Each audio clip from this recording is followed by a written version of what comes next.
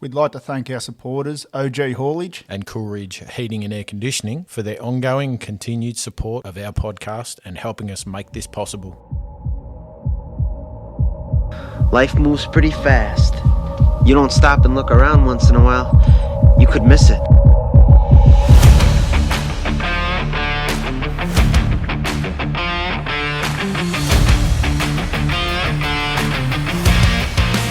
at 5, because I buggered it up at the end of the last one.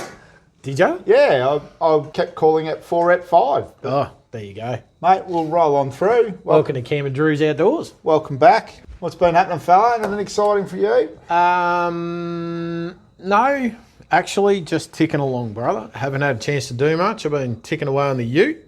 Yep. For my next trip. Yep. Where's that next trip for? Upon discussion, we're off to do a lap around Birdsville. Birdsville? Yeah, go out the Birdsville pub. I haven't been there since I was a kid.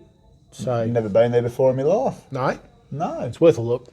That was where I had my first 4X. Beautiful. And still remember it tasted like angel wee. The old Milton mango. Dude, it was epic. It was epic. My first beer with my dad. Yep. That's a fun memory. Absolutely. Ah, lovely. Absolutely. What's been news with you, dude? Oh, mate. Got out chasing some mud marlins with the kids after school. Nice. Just the normal haunt, just the private property again. But Yep. Drive down, park by the river, can of corn, nice and cheap. Yep. Got onto a couple. Biggest problem this time of year, European wasps. Oh, 100%. Mate, you euthanize the carp. Yep. As soon as there is a fish, it didn't even need to have the blood. Yep. They were on it like nothing else. That's it. They were that quick. They were that quick, and there was that many of them. I actually left a sacrificial dead one tucked away. Yep. And we moved. But yet again, as soon as the next one hit the bank, just the slime was enough. They were on the slime. Wow. So we had a go. We got a couple, but called it quits because just not worth the risk with the kids. Nah. So they... None of yours are allergic? No, they're not allergic, but I just know how aggressive the mongrel things can be. Yep. And yeah, I'm tipping there's got to be a hive there, a nest there somewhere, because I've just recently dispatched off a nest in the back wall of our house. Oh, righto. And geez, I can tell you what, they were tough to get rid of. Yeah. Yeah, I got them from the ground height, and then I ended up getting them from above as well to get rid of them. I'd come through under the window frame. Yeah. Got them in the wall. You could hear them going nuts in the wall. Stink. And then thought, beauty, that's done. 2 days later, they were coming through the roof tiles. Oh, shit. Yeah. So they just kept going up the wall? They kept going up the wall and out the top. So I remember my parents' house, where they used to live, they had one in the wall there, in a Besser block wall. Yep. And they were able to run the whole thing, but they ended up drilling a hole, pumped it full of Mortein wasp powder, and then Sikaflexed a bit of mesh over the top, and did it at night when they were all in there. Gone. Yeah, wiped them. Yep. Well, yeah, I hit him with the powder, but yeah, mate, I had 2 jumpers on, a pair of overalls over the top of that, a beanie on. Yep. Just if they come out angry, I was expecting the worst, and luckily enough, they must have been quite sedate and happy inside, because not one even come out. Yep. The next go from the death from above, I threw the tile back, slid the tile back quite gingerly, with a few of them buzzing around me on the ladder, and thought, I'll just see. And there's a flashing between the bricks and the framework. It's that old silver insulation foil. Yep. So I pulled that off the top of the joists and got the powder in behind it and down the front of it, and thought, stuff it, let's just go, and dumped it in there and got them again. And done and dusted. That was probably your go from the top first, eh? Yeah. Well, I didn't know they were coming through the roof. That was the thing. So that makes it worse. You never know where they are. Yeah, that's the hard thing about this time of year. You go out, you have a barbecue, they're there, far out. Me driving down the roads at home at the moment, we've got a lot of bugs flying around because it's that warm, humid nights. Yep. And they are picking the bugs off the front of your car every day. Clean them up for you. Yeah. So. Last time I went fishing at Eildon, same thing. We pulled a couple of carp, and within minutes, same thing. Wasps everywhere. I'm like, nah, game over. We're out of here. Yeah. So painful things to You've almost got to bury them straight away. Yeah. That's probably a good one for young players. You pull out carp because you're not keeping them. Bury them. You can return them to the water dead now.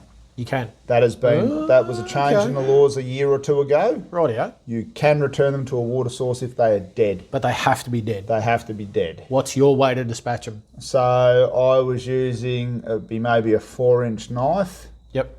And that would come straight down virtually where the solid plate of the head meets the scales on an angle in behind the eyes. Behind the eye, yep. So you're going for the brain and the spine. Yep.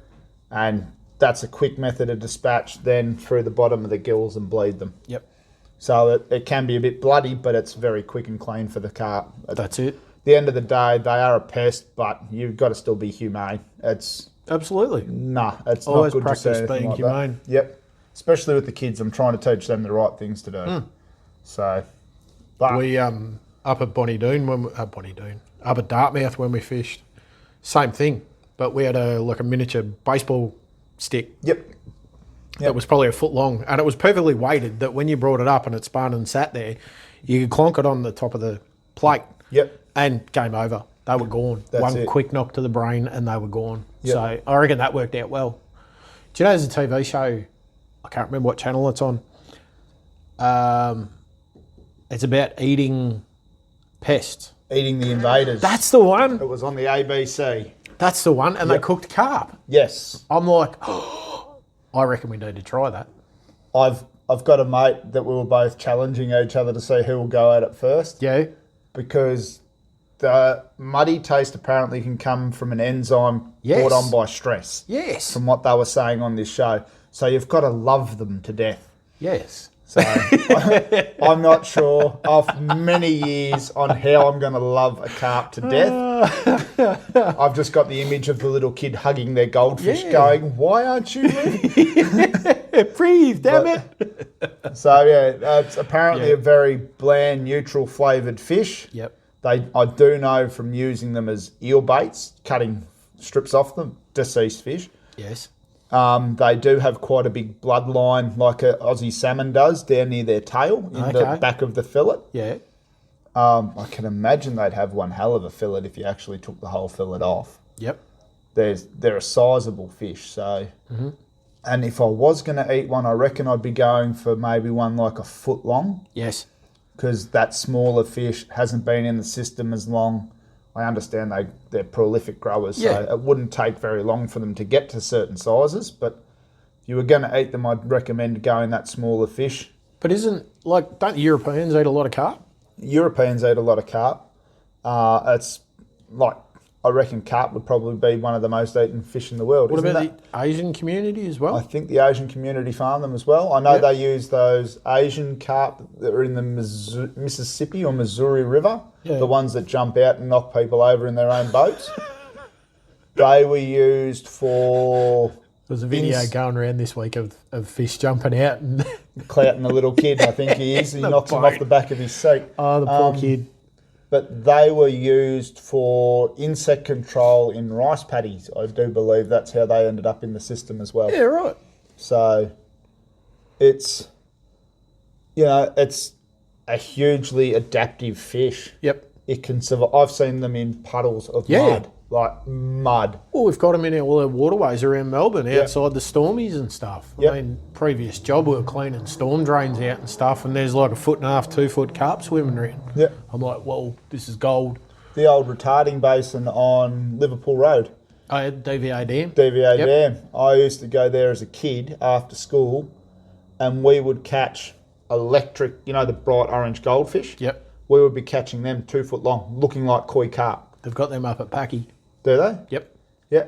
Because people let goldfish go, and they are the same genetics, so they breed, interbreed. And you were catching white and orange carp. You'd be like, Mum, what happened to my goldfish? Oh, here it is, son. I did grow up next door to an old Turkish couple. Yep. And they loved them. Dead set. So I would bring them home, carp, and they would be more than generous with what was returning. Yep. No, that sounds really good, Cam. Hey, going back to what we were talking about a bit earlier, you were talking about you use a knife to dispatch the carp. Have you heard about the new law that's changed recently or is going to change recently about knives and stuff? Have you looked into that at all? I've looked into it a bit. The machete laws is what you're Yep. Is that the one you're on about? Yes. So, explain. Yeah.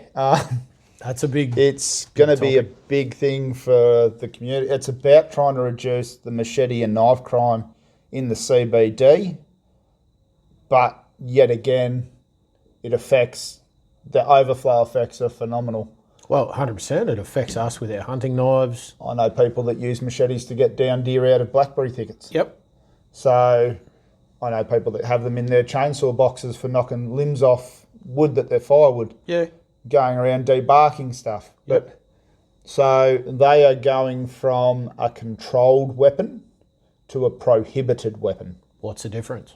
Controlled being... Controlled being you could still have it if you had it fit for purpose. Fit for purpose, yep. And it wasn't being carried concealed in the CBD of Melbourne. It's not like it's jammed down the side of the seat of your car and you're cruising through Melbourne trying to defend yourself. Something like that, yeah. So the way they're trying to do it is anything with a blade greater than 20 centimetres. So you could be talking a butcher's knife. Some of my butchering knives have got 20 centimetre blades. Yep. So that it will be going from controlled to prohibited. So prohibited, you're looking, from what I read just previous, because I had a bit of a quick read up, you're looking at either a 2-year prison sentence or $47,000 in fines for having one. This is probably not something we should speak aloud about, but do you reckon that'd come down to an attitude test as well? Once it goes to a prohibited weapon, yep, the police discretion, in a way, if they were to be able to go, look, you actually have a legit reason for having it, yep, that's gone. That's at that control point. Okay. Once it steps to prohibited, yep, you could have 60,000 lawful reasons to have it. That is now considered game over. That is now considered a prohibited weapon. That's such a hard thing to police. Not police. Hard thing to work out, because like you and I, if we had decent blades for chasing pigs or butchering, yep, or anything like that, yep, by rights, if it was 201 mil blade, yep, they could do you. Yes. Yep. And we use that for cutting up deer or cutting up... Yep. I'm lucky I bought 160 mil FDIC knives when I bought mine. But this is it. But still... I've got a mate that's got a big Bertha one that he uses for flat trimming silver skin. Yep. And for cutting steaks and schnitzels. Yep. That'll be considered a machete now. So there's the possibility that you still have them in your home, as in the butchering knives or your cooking knife, your kitchen knives, at 20 centimetres. So would this, pardon me, would this be subject to, you're walking down the street, you've got all these knives on you. Bang, you're done. There's a dumb reason. Yep. But they're not going to walk in your house and go, show me your knife collection. No, they're not. Unless you give them a genuine reason to be in your house looking for anything like that. So would this end up targeting hunters again, do you think? I don't know if they're not coming at it from targeting hunters as such. They're going at it from the trying to reduce the availability. And the street crimes. And the street crimes. Like, as much as I love it, and I've referred to them before, the MasterChef knives I got, not sponsored, but from Coles with the flyby's points. Yep. They're brilliant knives, they hold an edge. But you could walk in and get them off the shelf from a supermarket. It does not end well with the way the youth goes now, unfortunately. So you could get done with a bread knife in your backpack? Yep. By rights? By rights, yep. You've got a bread knife in your backpack, you get done. So how do you make sensible call on this kind of thing? I think... Because by rights, you know, let's take the silliness out of it. You shouldn't be walking down the street with a bread knife. You shouldn't be walking down the street with a carving knife. None of those. If you're a chef and you've got a whole selection and you took the train and someone goes, oh my God, this man's got knives in his backpack, and you can go, well, actually, dude, I'm a chef. Is that going to be passable? Or if it's a flat rate law of these are prohibited, how do we I'm not too sure cater for that? That makes such a hard deal, doesn't it? It does, but this is the hardest part. It's targeting the ones doing the wrong thing by encompassing everybody. Yeah. So, and I've said it 100 times, criminals will do what criminals are going to do regardless of what the law is. They don't care. This is it. But it affects law-abiding citizens. Look, I don't personally have a reason for me to have a machete or a knife of that size. That's just me. Yep. I've always been a fan of a smaller knife because you can control the blade a lot better when you butcher. I fully agree with you. That's my opinions. It's going to be difficult coming down to the chef having to go to and from work. Mm-hmm. But I think there's going to have to be some exemptions in those sorts of circumstances. That's what I meant at the start by an attitude test. Yeah. Well, situational attitude test. I mean, who's going to be walking down the street carrying a machete? Not a lot of people. Not a lot of people. And especially not a lot of people that'll have a genuine reason for it. If well, they this do, is it. It'll be locked away in the back drawer of your ute, your Forby, something like that. Yep. You're going to be using it for that reason. And this is the other part to it as well. Because it's going from controlled to prohibited, there will be an amnesty period for removal, to get rid of them. Okay. It's not going to be a buyback scheme or anything like that. But it's going to be you turn up, you hand it in, you make a phone call to the police station. Probably don't walk into the police station with a machete in your hand. Probably not a great idea. It's not a good look. But, make a phone call to the local watch house if you've got one tucked away in the shed and just go, hey, I've heard these law changes are coming. I want to get out in front of this. I've got this one I'd like to surrender. And the hardest part, and I'm playing the devil's advocate here, is that the police have had an amnesty on unregistered firearms for God knows how many years. Many, many amnesties. And, criminals will be criminals. Abide by their own rules, not the government's rules. Yep. And I've been to numerous different markets and fairs and stuff like that. And you can buy fantasy knives. You can, meet the wrong people. You can always find a switchblade. I mean, yep. The market is still there. I mean, they've outlawed vapes and they're still available. So, mate, you look at the simple thing. What's a machete? It's a flat bit of steel with a serrated with an edge on it and a small handle. In all honesty, you can knock one up in a few minutes with a grinder if you're competent. And sadly, that's the way it will go. I mean, what did we used to make at school? We made knives at school. We made different stuff and replica blunderbusts. Bingo. Yeah, and no one ever got shot or blown up or stabbed or. No. But we are talking 80s, early 90s. Yeah, it's a whole different world now, I guess. Just you played up, you ended up with a fat lip. Bingo. The teacher would knock you flat. But. Grade 4, I got the meter ruler for not listening. I mean, stink, come on. Whack. Sent you flying. But, yeah, so just having a quick squiz. The amnesty is going to start from the 1st of September and run through to the 30th of November as well. So that'll be a hand in somewhere? That'll be a hand in through, they were talking about doing bin drops. That'll be secure bin drops. They'd want to be secure. Yeah, I know. They'd want to be under full scrutiny, but it's a fun one. So, but these are the things that we've got to stay on top of, unfortunately, because sometimes the law can move. Society's going to hell in a handbasket, and we're part of it. That's the problem. Yeah. Moving on from this, Drew. Yes, my friend. I was going to start hitting you up. We've talked about your trips and stuff before, and a little bit running to and from in your car and camping out of the car. Talking about knives, yeah. I need you to help me build a drawer to put knives in. Okay, well, we can Not do a machete. Not a machete. But, you're redoing this canopy build of yours. Yeah, I am. Yeah. You're rejigging the whole inside. I can't sit still. Well, mate, it's got to steady hands. What is it? Idle hands. Make... Oh, blank myself there. Idle hands are the devil's playground. That's the one. We'll go with that. Stick with that. Yeah, it sounds good. You've done Cape York trip. Yes. With this setup that you had. Yes. And now you've gone for a full rejig. I have. For the Birdsville. Is it because it's flatter? Is there less river? What's prompted the changes? Well, my first setup, the passenger side, okay, I've got a Ford Ranger with a TC canopy on the back. Removable canopy, which I still haven't removed it, but that's all right.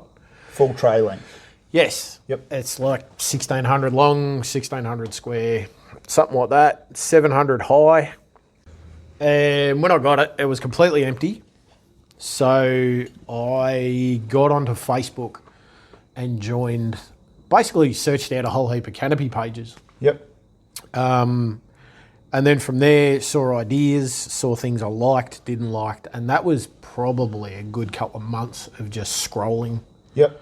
Looking at what other blokes had done in theirs. So mine worked out, had to have a fridge, yep, had to have a pantry, Had to have somewhere I could cook. That was all on the passenger side. Then the driver's side, I ended up putting a massive drawer, which was a mistake. Why was it a mistake? Flex. Yep. When I loaded the crap on top, the drawers were 250 deep. I loaded it all up just before we left Cape York, and I pulled the drawer out and it sagged. So I couldn't shut the drawer. Yep. And I thought putting a bit of alley strip across the top would have fixed it, but no, it didn't. Stupid me. It's the old trial and error. This is it. But I ended up pulling the plane out. I whipped 15 mil off it. On the day we're leaving, I'm just like, rip the top off it. Made sure the drawer shut, and we got in the car and left. It was that close. We'll deal with this if it becomes a problem. Bingo. I will just I will get something. I'll get my knife that I'm not supposed to have and cut more off it. I don't care. It was a trip. That was it. It served its purpose 100%. The only thing that really became apparent that I didn't like was I had a Bushman 35 to 55 or whatever it is, 45 to 55 litre fridge, which is a normal, like an Engel top lid fridge. Top lift fridge, Yep. So everything we had that was frozen would sit on the bottom, and then you'd put your milk and drinks and whatever on top of that. Yep. And by part of the trip, because Cape York is so bouncy, broken up roads, vibrations, everything like that. Corrugations, It broke stuff. It broke bags of food. Yep. We had no major spillages or stuff, but you'd put the eggs in the cart and they were in there. You're guaranteed to break an egg. Yep. That's no big deal, but it's one of those horses for courses. People love Fords, people love Mitsubishis, people love Holdens. You can't... Nice kick there, mate, in my bar. The next time you have a drink here, mate, that's a shot. Anyone that kicks a bar has to have a shot. So after doing the trip, sat down with a good lady wife and I went, I think we need to go for an upright fridge. Yep. So I've gone a 60 litre Dometic. Is that purely for the litrage increase or literally to help it stop jump? Because stuff's still going to move up and down. Stuff's still going to move, 100%. And there's ways to get around that. As in, like, instead of having your eggs in a carton, crack 4 eggs into a bag. Yep. Mix them up. You can put your bacon and stuff in there. Pre-freeze it before you leave on your trip. Yep. And freeze it flat. Takes up no room. Nothing can break. That's just an idea for going away for an overnighter. Bingo. Yeah. And all you have to do is pull the bag out, let it defrost for half an hour, throw it in a saucepan. You've got... You could even sneak that in between 3 cans in a 6-pack. Spot on. Like an ice pack. 100%, man. How's that? There's a good tip for listeners. 100%. Pre-freeze all your food so it's flat. So it's not in a bag. Is that so you don't find random peas, corn and carrots sitting rolling around in the bottom of the fridge and freezer for the next few months? Exactly right. And the biggest problem was you go for anything at the bottom of the fridge, you were pulling everything out to get to it. Yep. So we're having snags tonight. Cool. Milk comes out, bread comes out, this comes out, that comes out. You got 3/4 of the fridge empty. Now I'm asking another question. You keep your bread in the fridge? Yes. There's 2 different types of people in this world. People that have mayo in the fridge or mayo in the cupboard. Sauce, there's one. Sauce in the cupboard or sauce in the fridge. That's the age-old dilemma. Yes. Now, when we're travelling, we usually keep the bread in the fridge. Yep. Because of the temperatures, it can often make the bread go stale even quicker. Yep. So if it's in the fridge, we know it's protected. We know it's moist still, blah, blah, blah. So with the new fridge, it has a freezer compartment at the top. And then with everything made flat, it's got two shelves, 2 crisper drawers, and storage in the door. The crisper drawers where veggies crisper go drawers, to die. that's it. That's it. So it's a bar fridge. Essentially, like a bar fridge. it is, but it runs off 12 volt and 240. Okay. So if we were to bail up in a caravan park, I could just run a lead straight to the fridge if I wanted to, instead of my battery system, because I've got a 12 volt with DC charger involved. Yep. So, pardon me, with the rebuild, I've put the fridge in, which is bigger. So I've had to rebuild a pantry, and I'm rebuilding a new pantry cum kitchen that slides out and swings out, and then the cooker comes off that. So it's all contained, like everything is contained in there. Yep. And then the other side, I redid the drawers. I bought the clear top bags from King's, and I've designed the drawers around them. Yep. So I can have one for the wife, one for me, and then we could have, say, 2 jumpers really tightly rolled up inside that drawer as well, and then same for the girls. Yep. And that's purely looking through to see what's in there. You can slide out, you can see what's in there. And they're dust-proof, waterproof style bags. In a roundabout way. The zips degree. are extremely hardy. Yep. So you're going to get some dust. If you left them out in the rain, they would get wet. Yep. But because they're in the ute, no issue. Hunky-dory. And then I've got a third drawer that holds my first aid kit. Might have, say, depending on where I'm camping, but it might have 2 fans in it for in the swag. Yeah. Fans in a swag. Mate, when you've done Cape York and it's 40 degrees. Fancy pants. Till you've had it, you can't knock it. Yes, I know. Yep.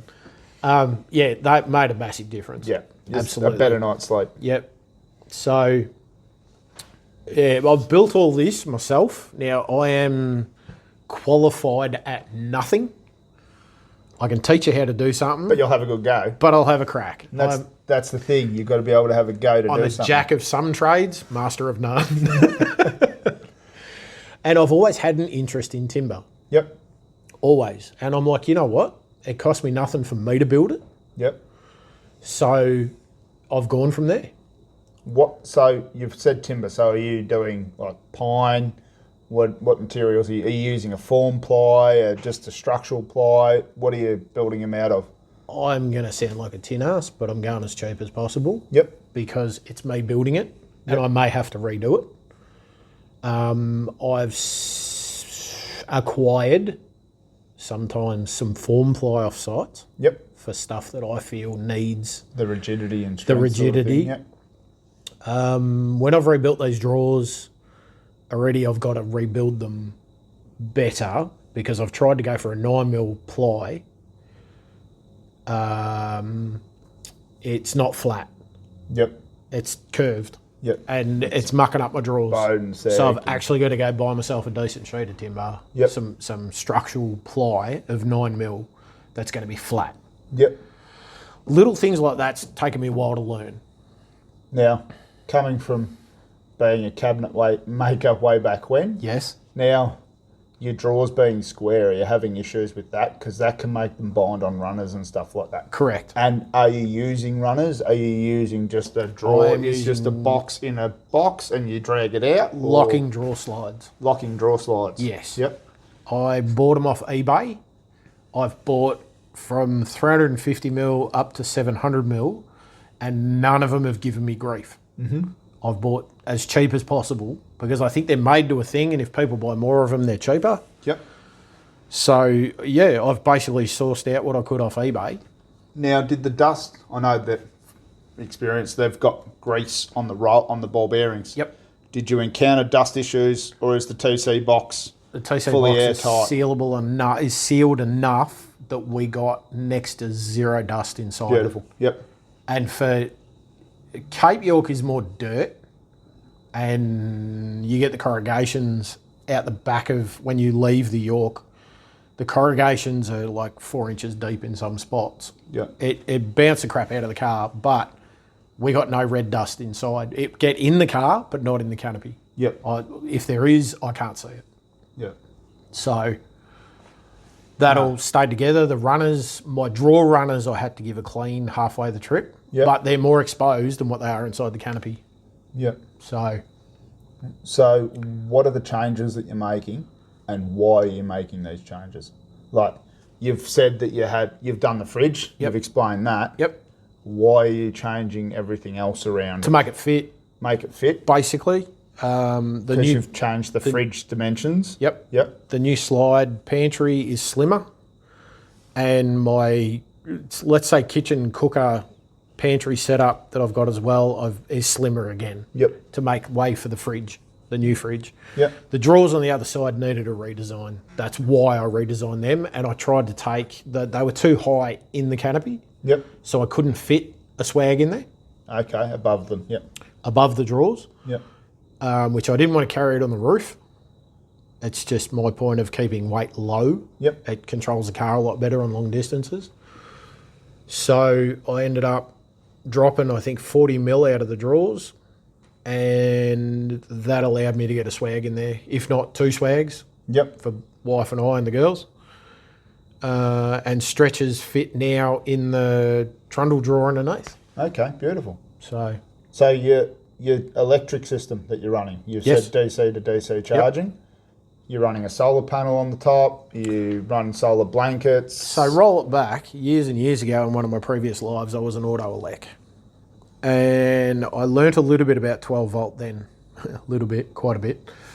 And then went from there and started doing my own stuff on my own cars. And then I went, hang on, I could do this 12 volt stuff.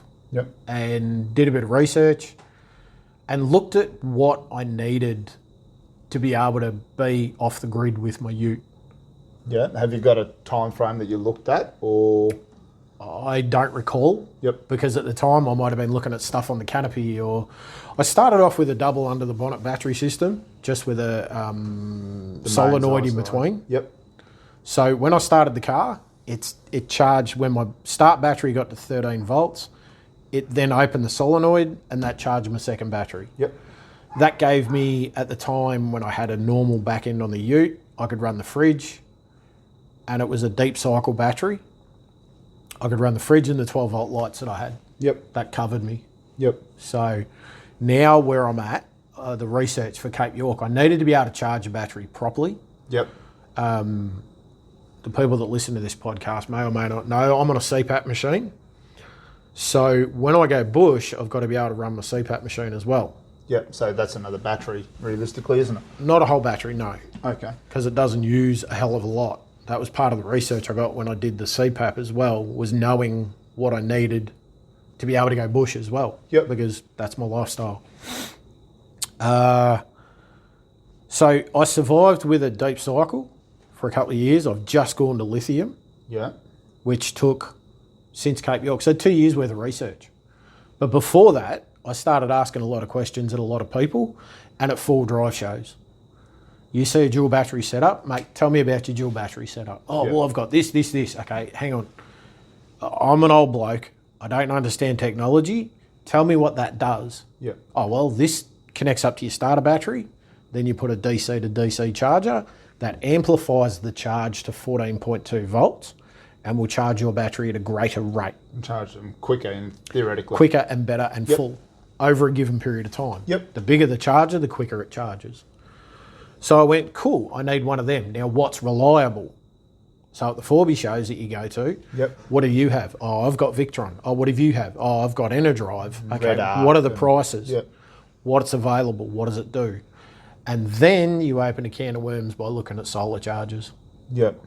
Going to inverters and stuff like that as well. You can go to an inverter if you want to glamp it. Yep. I'm a far non-believer in glamping. Yep. I can make a damn good coffee over a campfire. Yeah. Or by boiling water, and we throw a dog and gun satchel in it, and you have a mint coffee. That's it. Or I know plenty of people that take a coffee machine. There's plenty of people that take... I've seen some people with induction cookers in their cars and coffee machines in their cars. The big thing now is an induction cooker, which they take about 2,000 watts. Divide that by 12 gives you your amps, and that's how much it's going to draw out of your battery. Yeah. So having a battery is an equation in itself, but it's like having a water tank instead of a battery, and how much it'll flow over a given period of time. So if you want 5 litres of water and it holds 50 litres of water, and it flows 5 litres a minute, you've got 50 minutes worth of water. Yep. This is how I've tried to work it out as a simple thing and explain it to people. Yep. Once you explain it like that, people go, oh, shit, that makes sense. That's it. It's breaking it down to simplify it sometimes. 100%. Because trust me, I need that. I was sitting there just then go, 5 by 5 by 5 is it? Yeah. Just to see. Exactly. Yeah. Yep. Yep. So I still haven't found anything that I need, my wife needs, or my girls need out camping that it requires an inverter. So you've got a 12 volt hair straightener?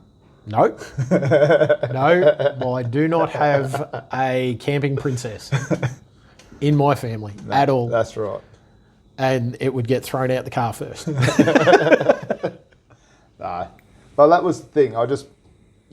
we've talked about the canopy a few times. Yep. And I've mentioned about the idea of running it through the podcast, so we may as well talk about it. That was the thing. Yeah, man, 100%. And, it's something we can revisit later too. Yep. Because it's constantly evolving. You might come home from this trip and change something else again. Oh, absolutely. Yeah.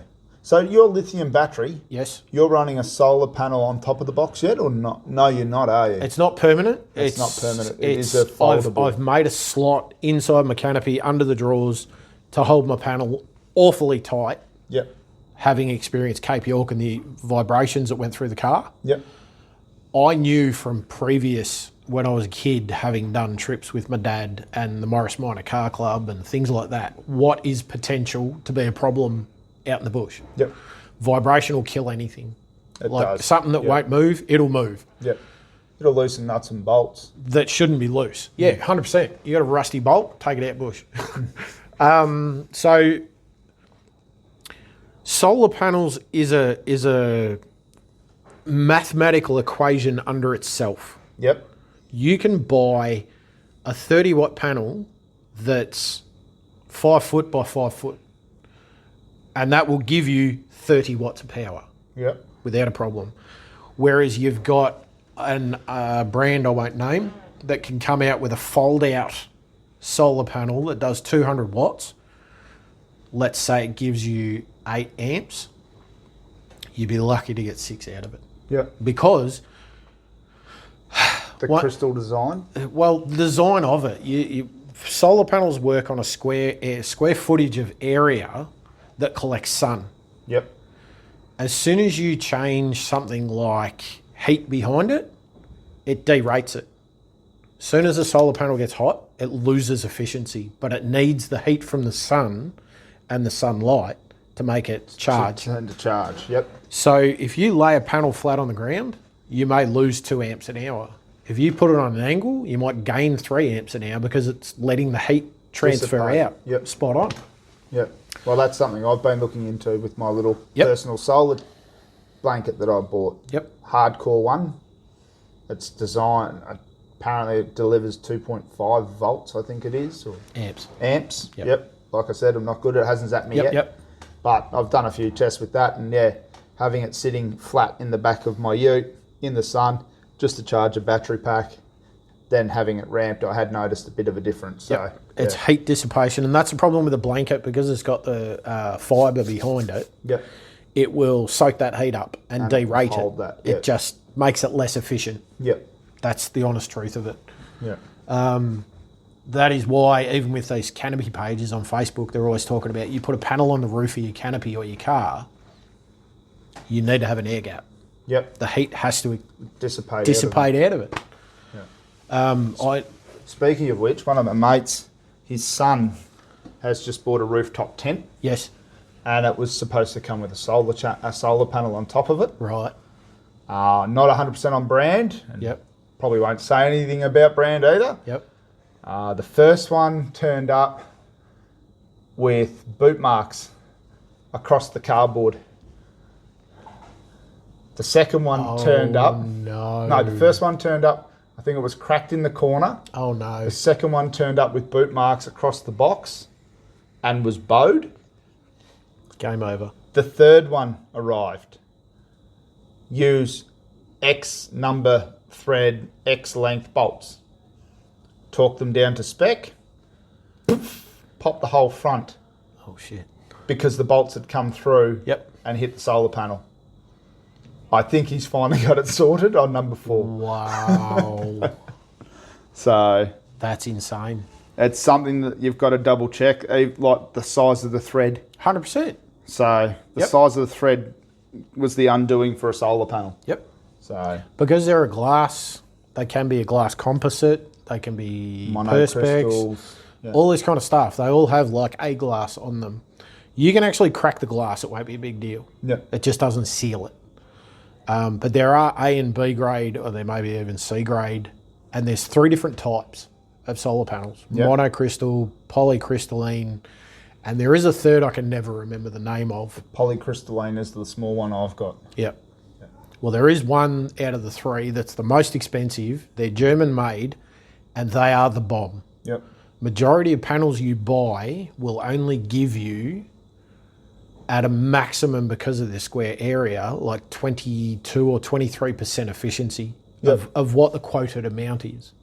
So if they say it'll do up to a 10 amps an hour into your battery, you might be lucky to get 6. Yeah. Which I know that's a given over, but you've lost 20 or 30% efficiency straight away. But these are the things you need to look at if That's you're the planning hardest to go part. off grid with something like There that. is that many YouTube videos on solar panels. There would be a rabbit warren and a half to dive Dude, into. it is off its head. Yeah. For a beginner, you know what? Go to King's straight away. Yep. For the price and the availability. But then into that equation again comes how much am I using out of my battery versus how much am I putting back. Yeah. So if you're draining, let's say, right, my fridge draws 4 amps an hour. Let's say it's a really hot day. This is you've got to do a lot of what ifs. Yep. If your fridge is drawing 4 amps an hour, so let's say hottest part of the day is 8 hours, there's 32 amps out of my battery straight away. Yep. Out of a 120 amp hour battery. So I'm down to 90 amps. If my CPAP machine uses 30 amps during the night and I haven't put any charge back in, I'm down to 60 amps. Yep. Then the next day, the fridge is running again, but overnight the fridge doesn't run as much. It doesn't need to cycle as much. So it might only draw another 8 amps during the night. So the next day I go, solar panel, let's go. If I'm only putting 8 amps back into that battery and I've drawn out, say, 70 amps, Yeah. if I get sunlight for, let's say, 10 hours, I'm only putting 60 amps back into my battery. Yeah. Yep. But I've drawn out anywhere from 70 to 90 amps could be, in not that getting 24 enough hours. draw. Yep. This is it. So the rule of thumb is if you've got a 100 amp hour battery, go for a 200 amp hour solar panel. Yep. Double what you're looking for. So if you've got 400 amps of battery in there in your caravan, throw 800 on the roof. Yep. Or flip side, like I've got with my DC-DC, that'll put 18 amps of charge into my battery per hour. Yep. That's direct charge from your main. That's my starter battery to the DC-DC, which then amps it up to 14 volts and 18 amps an hour. Yep. So I could run my car for an hour, give or take there's 18 amps, plus another whatever off the solar panel during the at the day. same time. Yep. You're increasing your charge in a shorter period. Correct. Yep. The hardest part then is if you go camping and go, right, I'm camped up for 3 days, I can run my fridge, I can do this, I can do this, I can do that. Cool. What if you get a cloudy, rainy day Overcast day. Yep. and you've got no charge? What will you do then? So Me, I just soldier on. well, this is it. We can rough it. Yeah. You know, I'm fortunate my girls, my wife, whatever. You can't rough it with needing the CPAP. This is it. I will protect that. Yep. So if I roll it back, what are you going to run? How long do you think you'd sit still for? So, I can't sit still very long. You know what Everyone I mean? knows this. You camp. So you park up your ute for 3 days, you go chase hoggies, you've still got to run a fridge, and you're still running 12-volt lighting. Don't argue with me. I'm still primitive. I use an esky. So you throw all that in the mix, right? Let's put it on me.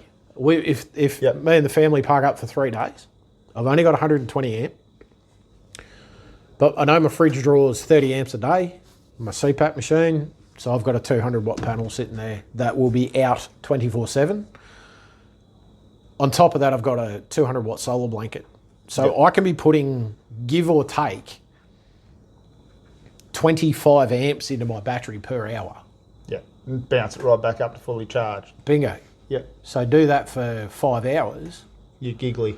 Yeah, I'm back up to where I need to be. Yep. And that's where your question starts. There's a lot of fridges out there that pull 7 amps an hour, and they do that regularly because everyone's ripping it open to pull a beer out. Yep. You're losing all your cold. It's like having the 2 eskies. That's it. You One run for the food, big one esky. for beer. No, you run the big esky for storage, and you Yep. take out the drinks that you want to drink Yep. into the little esky with a little bit of ice, Yeah. and you don't open the big esky Look, again. you even cheat. Put them in the river. Yeah. Queensland cold. That's it. So yeah, that's pretty much, and it's evolving. Don't get me wrong. I've got till next year to get this finished. Oh, well, we'll revisit it again. Absolutely. Yeah. I'm going away King's birthday weekend. We're going up to Port Welshpool. do some fishing again. Another one, yep. Yeah, we've got a group of friends we call the usual suspects. Could call them the repeat offenders, I guess. Especially if you're going to the same place. Well, this is it. And we're trying to make that a constant. We catch up for New Year's, Christmas. Yep. And we do King's birthday weekend down there as well. Yep. Light a big fire, try and catch fish, talk some rubbish. Oh, it all sounds too hard, doesn't it? I know, right? As our kids are growing up, they've all grown up together as well. So it all makes it what it's worth.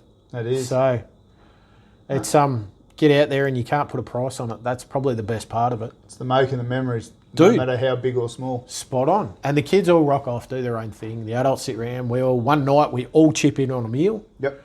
So there's an absolute Buffet of whatever. You know, one of us will do a roast and someone else does this and that. And it's fantastic. I love it. Yep. Absolutely love it. So I reckon we've got a fair bit out of this one. that was a fair bit of a talk, man. Look, I'm happy to do it again, mate, because like we said, it's an evolving thing. Look, and I'm happy to share it because I love teaching people about this kind of stuff because it gets them outdoors. And it hasn't cost you a fortune to actually do it. It's cost a fair chunk, but it's probably, look, if I put it all together, it's probably comparative to a medium to small caravan secondhand. Yep. Yep. But it's yours and it's mobile. Dude, this is it. Yep. And if I want to go away for a weekend with one of my daughters, I'm gone. If I want to take the wifey away, as we've done a couple of times on a straight day weekend, we're set up to go. Yeah. I mean, we all would rather take that than our caravan. And there you go. So, Sorted. yeah, and it's all there. And we're roughing it in style. That's probably the best way to put it. I'm hearing fridge and kitchen and cooker and slide out and pantry, and I'm like, I have a tucker box and an esky. I still love that. Yeah, it works. And little thing on the end, mate. One of my daughters ended up calling it 4 Rangers and a Ranger. It is true. So I made up a sticker and put it on one of the doors. 4 Rangers and a Ranger. Yeah. Oh, well, people, we'll probably wrap it up there. That sounds like a plan. So, yet again, always check in on your mates. And don't forget to have a laugh with them. Thanks for listening. Thanks for telling us, Drew. Too easy. Thanks for all your contributions, Blake. All right. Cheers, all. Catch you on the next one. Cheers, all.